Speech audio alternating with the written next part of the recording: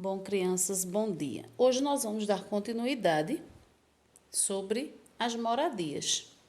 Vamos observar hoje aqui nas atividades os materiais que são utilizados para a construção de moradias.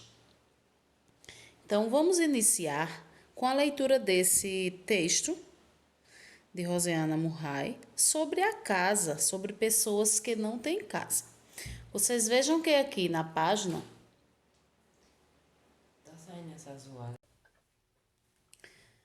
vamos ver. Temos aqui o título: Sem sala, sem quarto, sem casa. Você sabia que muitas pessoas não têm casa para morar? Onde elas dormem?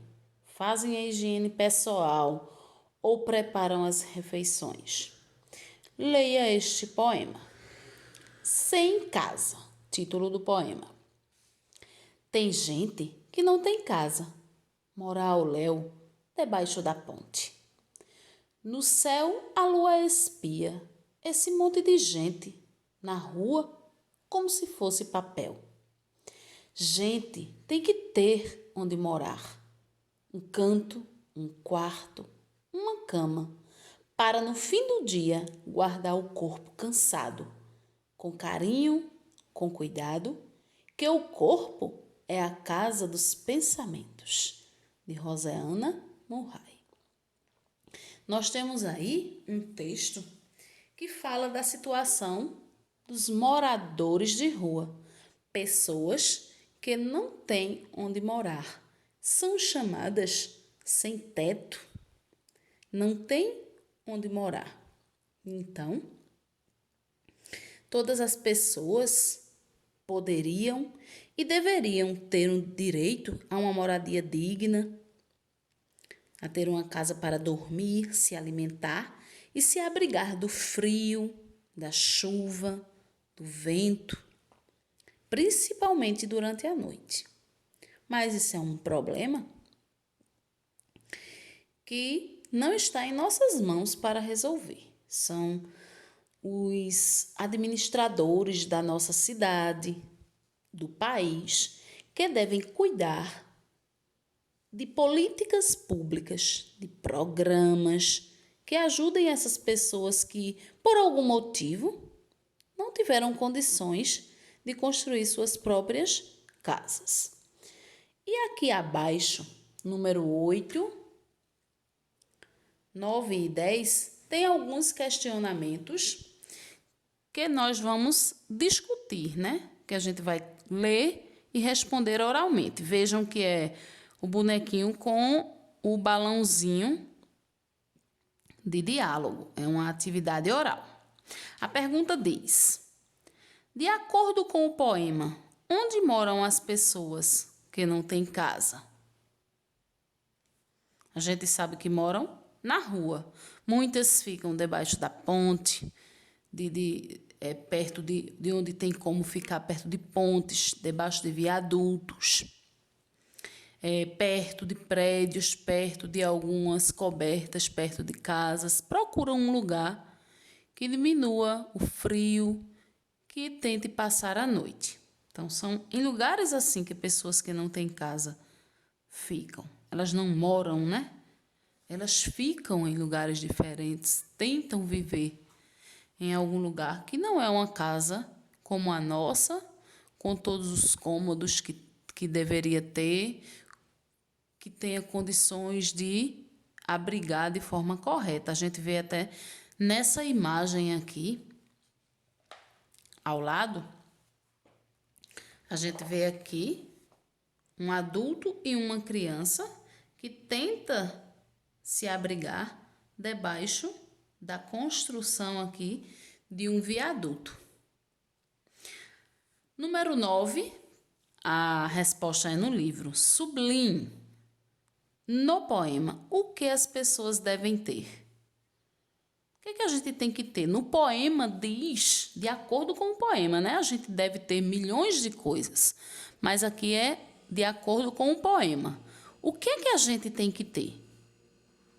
Então, vocês vão fazer a segunda leitura. Se com uma primeira leitura não consegue voltar ao texto e enxergar essa parte, quando o poema diz: a gente tem que ter onde morar, um canto, um quarto, uma cama. Então, essa parte do poema diz o que as pessoas devem ter. No 10, também é uma resposta somente oral. Diz, pergunta: em sua opinião, por que a gente que não tem casa para morar? Com base no que a gente leu aqui e no que tia conversou agora com vocês, por que algumas pessoas não têm casa para morar? Né? Respondam, conversem com os pais de vocês, com a mamãe. Vamos agora ler e explorar a página 49. Vamos ver se ela fica todinha na imagem para vocês. Pronto. Aí na página 49 já vai mostrar para a gente as diferenças e as semelhanças também sobre as moradias. O título diz: as moradias não são iguais. Existem diversos tipos de moradia. A casa térrea é uma moradia com um andar, que é esta que está representada aqui. Ao lado, na legenda, nós temos casa térrea no município de Guaporé, estado do Rio Grande do Sul, foto retirada em 2015. Essa é uma casa térrea, porque está construída no solo, na terra. O sobrado é uma moradia com um andar acima do térreo. É como esta daqui, ó. Tem um andar no térreo e depois um andar acima do térreo. Tem aqui a parte construída no solo, no térreo, e ainda um andar acima. Chama-se sobrado. Aqui na legenda vocês vão ter a descrição. Sobrado no município de Governador Valadares, estado de Minas Gerais, 2016. O apartamento é uma moradia que fica em um prédio de vários andares. Um prédio ou um edifício é uma construção que tem muitas moradias juntas. Então, num prédio como este aqui, um edifício como este aqui, tem um monte de apartamento. Então, aí eu tenho um conjunto de moradias construídas em um prédio. Apartamentos no município de Taubaté, estado de São Paulo, 2017.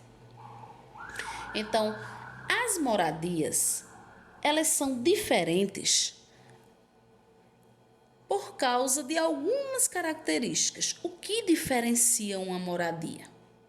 Os materiais que são usados para construir essa moradia e também o lugar onde foi construído. Vejam, todas essas moradias aqui são construídas com cimento, areia, tijolos, ferro, madeira, pedras e outros materiais. Isso é o que há em comum entre esses tipos de moradia. A diferença é o local onde elas foram construídas. Os materiais são iguais. Se formos observar muitas diferenças entre as moradias, nós vamos ter tipos de moradias diferentes. Isso porque são construídas com materiais diferentes e em locais diferentes. Mas vamos concluir aqui essa página. Aqui, oralmente, vocês vão responder: qual dessas moradias se parece mais com a sua? Aí você vai mostrar. O que é parecido? Se você tem a sua moradia parece com uma dessas aqui. O que é parecido? Por que você diz que a sua moradia é parecida com uma, com essa ou com essa? E o que é diferente? É parecido em quê e diferente em quê? Então, você vai fazer essas observações e comparações. Você pode voltar à atividade que você fez aqui na página no início, teve essa daqui, ó, na página 44, onde vocês desenharam a casa de vocês, foi? Então, vocês podem voltar lá e também observar. Agora, vamos lá. Vamos ver do que e como são feitas as moradias. As moradias podem ser feitas de madeira, tijolos, barro, pedras ou palha. Mas a construção de uma moradia não depende só dos materiais. Depende também do modo de vida das pessoas que vão habitá-la. Por isso, as moradias são construídas de acordo com os costumes de seus moradores. Além de observarmos os materiais utilizados e o modo de vida das pessoas, nós também vamos observar o local onde foi construída. Não é citado aqui no livro, mas o local onde foi construída. A gente vai ver que há diferenças também por causa do local onde está essa moradia. Muitas moradias são de alvenaria. Alvenaria, isto é, são construídas com tijolos, blocos de concreto e cimento. Hoje, a maioria das casas, das construções em nossa região são de alvenaria, né? A maioria são alvenaria. Aqui ao lado, nós temos uma construção, uma moradia de alvenaria no município de Bertioga, no estado de São Paulo, foto tirada em 2014. É uma casa térrea de alvenaria. Mais abaixo, nós temos aqui uma casa feita de barro, pedacinhos de madeira, que são paus retirados da mata. E esta moradia, ela é chamada de casa de taipa ou de pau a pique. Vamos ler a descrição que há aqui ao lado no texto. Existem casas feitas de barro, socado e pedaços de madeira entrecruzados. Moradias construídas com essa técnica são chamadas de casas de taipa ou de pau a pique. Então, aqui a gente tem uma moradia de taipa no município de Petrolina, aqui no estado de Pernambuco, onde nós moramos. Logo abaixo tem uma perguntinha que diz assim: você conhecia essa técnica de construir casas? Vocês já viram uma casa construída dessa maneira? Ou já passaram por algum lugar e viram uma casa assim, que ela não tem tijolos, não. As paredes foram construídas com barro, socando entre muitos pedacinhos de madeira entrecruzados entre um e outro, para conseguir sustentar o barro e fechar os espaços e formar a parede. Essa é a casa de taipa. Agora vamos para a página 51.